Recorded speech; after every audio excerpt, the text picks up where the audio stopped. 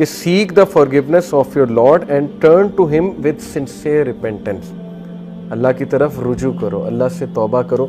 अब sincere repentance है क्या, उसकी कंडीशंस क्या हैं? उसकी चंद एक कंडीशन स्कॉलर ने बयान की हैं, वो मैं आपके सामने रखता हूँ। Number 1, immediate cessation of the sin, कि फौरी उसी वक्त उस गुनाह को छोड़ देना, वेट ना करना। यानी आप किसी एडिक्शन में मुब्तला हैं, ट्राई करें, उसी वक्त उस गुनाह को छोड़ दें। जब आपको रियलाइज हो गया गुनाह है, तौबा की, उसको गुनाह को छोड़ दें उस वक्त। नंबर 1।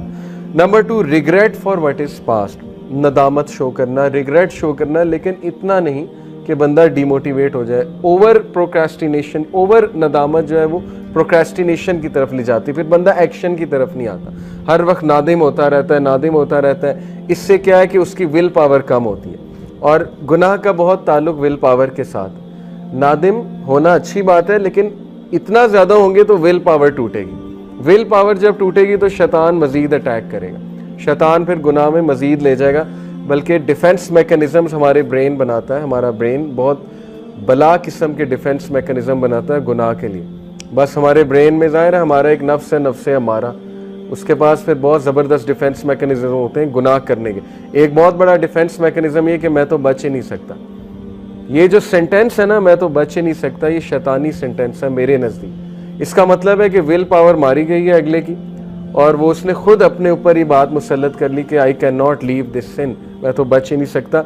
इन शॉर्ट वो असल में गुनाह करना चाह रहा है, इसलिए उसने पहले से सेंटेंस गढ़ लिया कि मैं तो बच ही नहीं सकता, ताकि जाहिर है वो कॉग्निटिव डिसोनेंस जो पैदा होती है ना, जहनी तजब्जब, जैसे सिगरेट लोग पीते हैं उनसे छोड़ा ही नहीं जाता, स्ट्रेस पैदा होता है कि छोड़ना चाहिए छोड़ना चाहिए, एक टाइम आता है कहते हैं मैं छोड़ ही नहीं सकता। वो किस लिए? डिफेंस मैकेनिज्म है, to calm your self down. तो regret for what is past, नादिम होना बहुत ज़रूरी है। नदामत, मैं आपको एक खलीफा का वाक़या सुनाता हूँ। मेरा गुमान है कि उमर बिन अब्दुल अजीज़ हैं, लेकिन आई कुड बी रॉन्ग, इसलिए मैं सिर्फ कह रहा हूँ कि एक खलीफा का वाक़या। एक खलीफा थे, उनका पास्ट कुछ ऐसा था कि वो बहुत ही प्राउड किस्म के प्रिंस थे, उमैयद कैलिफ थे, और इतने प्राउड थे। उमैयद ज़ाहिर है कि उनके पास दौलत बहुत ज़्यादा थी, इतने प्राउड थे कि एक बार उन्होंने अपने स्लेव बॉय को कहा, अपना जो वो था लड़का था या जो भी था बंदा था, कि मुझे पानी पिलाओ, तो वो भूल गया पानी पिलाना। अब इतना प्राइड था, इतना गुस्सा था कि उन्होंने उस बंदे को जो गुलाम था धूप में खड़ा करवा दिया, और धूप में खड़ा करवाया, उसके बाद भूल गए या जो भी हुआ, वो बंदे की डेथ हो गई धूप में खड़ा होने से। यानी सहरा में धूप में खड़ा कर दिया कि इसकी जुर्रत कैसे हुई कि इसने मुझे पानी नहीं पिलाया, ये भूल कैसे गया मेरी खिदमत करना। उसके बाद वो कैलिफ बने, मेरा गुमान है ही उमर बिन अब्दुल अजीज़। एनीवे, उसके बाद वो कैलिफ बने, अल्लाह ने हिदायत दी, स्कॉलर्स की महफिल में बैठते थे, और ज़ाहिर है कि उनके बारे में स्कॉलर्स ये बात करते थे कि he is just like Umar bin al Khattab, यानी he is the 5th righteous caliph, उनके बारे में ये भी कहा जाता था। और इतने उनके सदका जारियाँ कि मैं आपको बता नहीं सकता उन्होंने क्या क्या चीज़ जारी की उम्मत मुस्लिमा के लिए। लेकिन अक्सर एक स्कॉलर ने उन्हें जो है वो दुआ दी कि कहते हैं मैं गवाही देता हूँ कि आप जन्नती इंसान। एक स्कॉलर ने उन्हें कहा, तो ही स्टार्टेड टू क्राई, और बहुत रोए। तो स्कॉलर ने कहा कि आपके रोने की वजह नहीं समझ आई, ये तो मैंने अच्छी बात बताई है। तो ही सेड कि how can I go to जन्ना when he stands in my way, मैं कैसे जन्नत में जाऊंगा जब वो शख्स मेरे सामने खड़ा हुआ है, मेरी रुकावट है। यानी नादिम होना, नदामत है। हालांकि आई एम श्योर अल्लाह ताला ने उन्हें फॉरगिव कर दिया होगा, क्योंकि ही एक्नॉलेज्ड हिज सिन, लेकिन नदामत एंड तक रही कि नहीं, मुझसे बहुत बड़ी ज्यादती हुई थी, मैंने बहुत जो है वो गलत काम किया था। सो नदामत होना ये अच्छी बात है, ये हमें हम्बल करता है। अगर इंसान गुनाह ना करता तो मुतकब्बिर बन जाता, ये बात याद रखें। लेकिन इसका मतलब नहीं हम गुनाह करें, गुनाह हो जाते हैं, और गुनाह जब होते हैं तो फिर इंसान के लिए एक लेसन होता है, नदामत होती है कि कैसी आकड़ है, तुम तो गुनाहगार इंसान हो, ठीक है, तो इसलिए नदामत। तीसरी जो कंडीशन है, determination not to return to the sin, पक्की डिटर्मिनेशन आप में होनी चाहिए कि अब मैंने वापस नहीं जाना गुनाह की तरफ। ये सबसे मुश्किल स्टेप है। लोग पहली दो कर लेते हैं, तौबा भी कर लेते हैं, उसके बाद रिग्रेट भी करते हैं, नदामत भी करते हैं, लेकिन बैक ऑफ द माइंड उनके माइंड में होता है कि ये तो मैं दोबारा करूँ ही करूँ, क्योंकि मेरे से तो ये छोड़ा ही नहीं जा रहा, मैं तो फिसलूँ ही फिसलूँ, ठीक है ना, पहले ही डिफेंस मैकेनिज्म बना लिया। तो ये ट्रू रिपेंटेंस नहीं है। लेकिन हैविंग सेड इट, शेख साले अल मुनज्जिद का आपको फतवा बताता हूँ। उनसे किसी ने पूछा कि ट्रू रिपेंटेंस की कंडीशन है कि दोबारा उस गुनाह की तरफ मत जाओ, उन्होंने कहा ये ऐसे ही है। तो उसने कहा कि लेकिन मैं तो बार बार जाता हूँ। तो उन्होंने इसका बड़ा अच्छा जवाब दिया कि अगर तो वाकई आपने ट्रू रिपेंटेंस की थी और आपका पक्का इरादा था कि मैं नहीं जाऊँगा, अल्लाह तो नियत जानता है ना, आपका पक्का इरादा था मैं नहीं जाऊँगा, तो वो वाला गुनाह एलिमिनेट हो गया। उसके बाद जब वो सेम गुनाह आपने किया तो वो न्यू सिन काउंट होगा। समझ रहे हैं बात?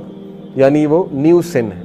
अब इसकी दोबारा वैसे से आप रिपेंट करेंगे। लेकिन अगर बाय प्लान है कि नहीं नहीं मैं करता रहूँगा, तौबा भी करता रहूँगा, मजाक बना लिया, अगर रूल्स को, कुछ रूल्स को हम मजाक बना लेते हैं ना, हमें एक छूट मिल गई, लॉ समझ आ गया, तो इंसान बहुत चालाक है, उसके बाद उसको मिसयूज़ करता है। तो अगर तो मिसयूज़ करेंगे लॉज को तो फिर ज़्यादा गुनाह के मुर्तकिब होंगे। तो इसलिए ये बहुत इंपॉर्टेंट स्टेप है, डिटर्मिनेशन। डिटर्मिनेशन पे लोग फेल होते हैं। क्यों फेल होते हैं? वो प्लान नहीं बनाते हैं, विल पावर नहीं है, डिटर्मिन्ड नहीं है to leave the sin. Determination कैसे आती है? लिख के, प्लान बना के, किसी को बता के, वादा करके, किसी को शामिल करके, पूरा एनालिसिस करके, दिस इज डिटर्मिनेशन। ये तो कोई डिटर्मिनेशन नहीं कि प्लान ही कोई नहीं बनाया। तो डिटर्मिन्ड लोग जो होते हैं उनके एक्शंस बहुत ज्यादा होते हैं, याद रखें। और वो लिखते हैं बाकायदा कि मैंने नहीं करना ये सिन, मैंने बचना है इस गुनाह से। मैंने कई नौजवानों को उनके कमरों में ये आयत लगाते देखा है यूनिवर्सिटी टाइम पे, और आज भी कुछ ऐसे लोग हैं जो मुझे बताते हैं कि उन्होंने रिमाइंडर्स लगाए होते हैं अपने कमरे में कि Allah is watching you, something like this, या कोई आयत लगाई होती है, ठीक है, जिससे उनको फ़ौरन सोच इस तरफ चली जाती है कि नहीं गुनाह नहीं करना, अल्लाह ताला देख रहा है, और ये चीज़ उन्हें मोटिवेट करती है। इसका मतलब उनकी रिपेंटेंस ट्रू है, सिंसेयर है, क्योंकि they are determined to leave the sin. वो डिटरमिन्ड है गुनाह छोड़ने के लिए। ओके, तो ये स्टेप बहुत मुश्किल है, लेकिन ये बहुत ज़बरदस्त कंडीशन है ट्रू रिपेंटेंस की। और चौथी कंडीशन है रेस्टिट्यूशन ऑफ विक्टिम्स राइट्स और सीकिंग देयर फॉरगिवनेस।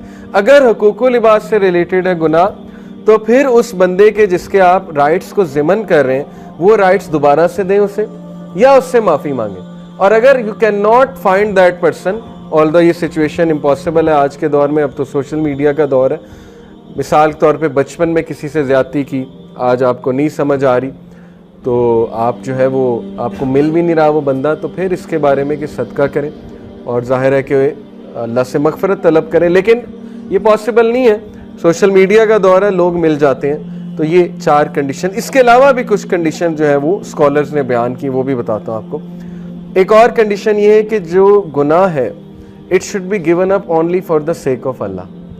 ये सिंसियर रिपेंटेंस, अल्लाह के डर से गुनाह छोड़ा जाता है ना, या अल्लाह को राज़ी करने के लिए।